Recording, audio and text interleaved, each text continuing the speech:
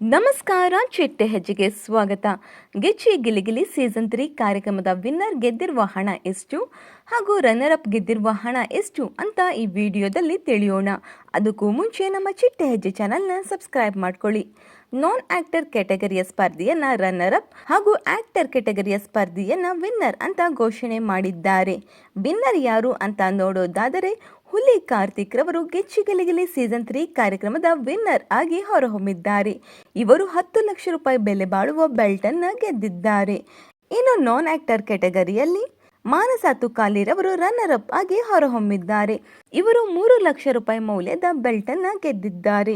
ಇನ್ನು ಹುಲಿ ಕಾರ್ತಿಕ್ ರವರು ವಿನ್ ಆಗಿದ್ದು ನಿಮಗೆ ಇಷ್ಟವಾಯಿತಾ ಇಲ್ಲವಾ ಅನ್ನೋದನ್ನ ಕಮೆಂಟ್ ಮಾಡಿ.